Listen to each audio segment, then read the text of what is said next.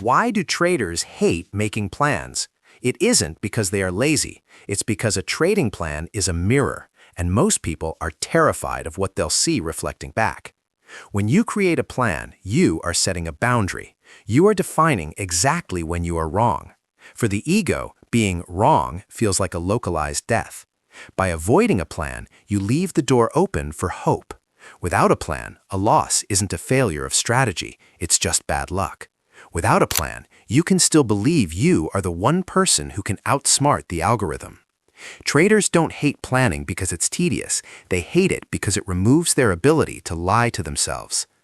Why you need to join the Traders Story community. Before we dive into today's narrative, I want to talk about why this community exists. Trading is perhaps the loneliest profession on earth.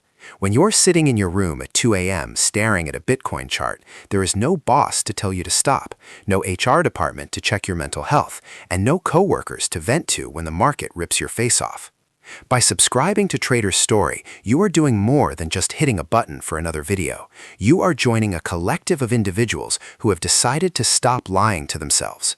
We don't post Lambos and get-rich-quick schemes here. We post the raw, ugly truth of the psychological battlefield.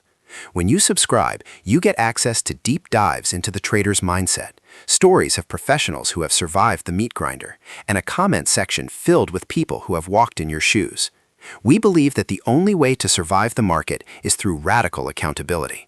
If you are tired of the fake gurus and want to hear the honest journeys of those who have lost it all and built it back, this is your home. Hit that subscribe button, turn on notifications, and let's grow together, one lesson at a time. The story. The final 45 minutes. In this video, we're going inside the mind of a trader during his final 45 minutes of solvency. You're going to witness the exact moment logic dies and desperation takes over. To understand this collapse, we have to look at Bob. Bob isn't a bad person. He's a retail trader who has spent 3 years trying to crack the code. He's smart, he's determined, and he's currently sitting on a $5,000 account that represents his last stand. Part 1. The setup. The setup looked perfect. It always does before it ruins you. Bob stared at the dual monitors in his dim home office. The glow of the charts painted his face in a pale, sickly blue. It was 9:45 a.m. The market had been open for 15 minutes, and the volatility was intoxicating. Double bottom on the 5-minute. Bob whispered to the empty room. RSI is oversold. This has to bounce.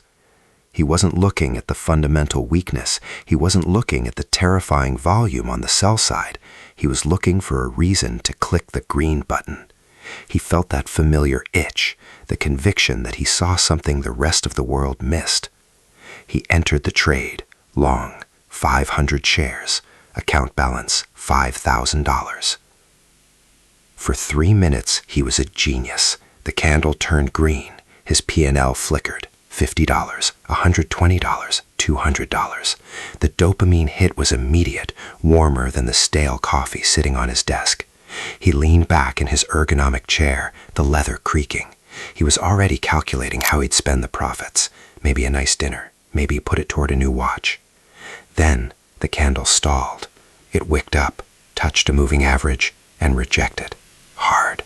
Part 2. The bargaining. The turn was violent. The green candle collapsed into a red tombstone. The profit evaporated. Plus $200 became $0, then minus $150, then minus $300. Bob's stomach tightened. A logical trader would have executed the stop loss immediately. The plan he had sworn to follow at 8 a.m. dictated a strict exit at minus 200. But logic is the first casualty of a losing trade. It's just a stop hunt, Bob muttered, his voice trembling slightly. The market makers are clearing the board. It needs room to breathe. He clicked the line on his chart representing his safety net, his stop loss, and dragged it down, just below the previous low, just to be safe. The market didn't care about his safety. It dropped another 10 points, minus 650. Okay, Bob said. He stood up, pacing the small room. The carpet felt thin under his socks. Okay, that's fine. It's hitting major support on the hourly chart. It has to hold here. He sat back down and did the unthinkable. He clicked the X next to his stop-loss order. Order canceled. Now he was flying without a parachute. "Just go back to break even," he pleaded, staring at the jagged red line diving deeper. He wasn't trading anymore. He was praying. "Lord, if you let this bounce back to my entry, I'll close it immediately. I swear. I'll never trade size like this again. I'll follow the rules. Just give me this one out." But the market doesn't negotiate.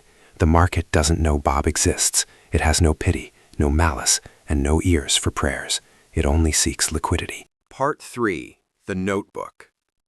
The P&L flashed negative $1,200. In a moment of terrifying clarity, a fog of panic lifted just enough for Bob to look away from the screen. His eyes landed on his desk drawer. He pulled it open. Inside, nestled between tangled charging cables and old receipts, was a black moleskin notebook. It was expensive, hardcover. The paper was thick and creamy. He had bought it 3 years ago after blowing up his first account. He had titled the first page, "The Iron Rules." Rule number 1, never move a stop-loss.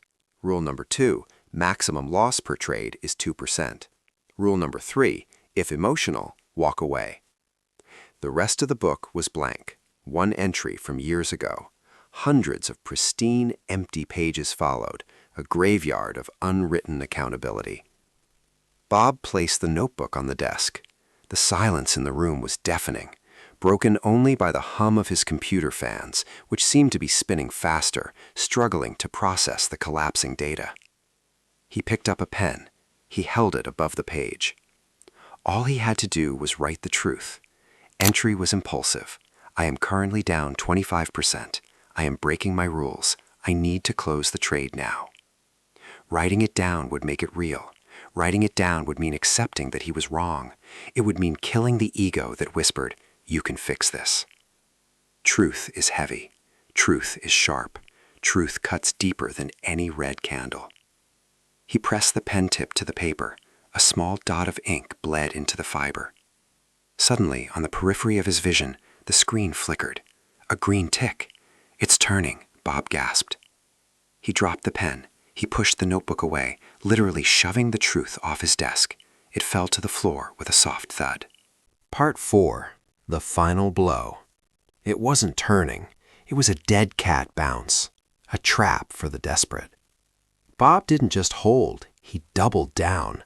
"I can lower my cost basis," he thought, his mind fractured by stress. "If I buy 500 more shares here, I only need a small bounce to get out alive." He clicked Buy. Position 1,000 shares. Account leverage maxed out. Then the news hit. A CPI report?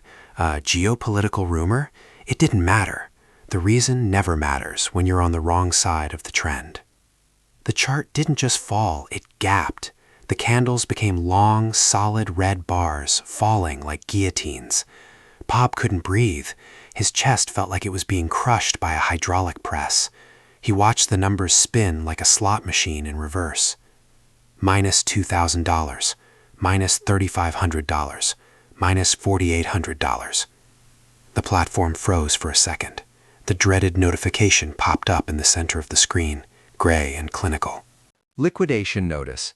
Positions closed due to margin violation. Silence. The charts kept moving, tick by tick, indifferent to the financial murder that had just occurred. The fan in his computer slowed down. Bob stared at the top left corner of his screen. Account balance, $142.16. He had started the day with $5,000. It was rent money. It was savings. It was gone in 45 minutes. Part 5. The Aftermath. Bob didn't scream. He didn't smash his keyboard. He didn't throw the monitor through the window. Cinematic reactions are for movies. Real devastation is quiet. He just sat there. His hands were cold. His mouth tasted like copper. He looked down at the floor.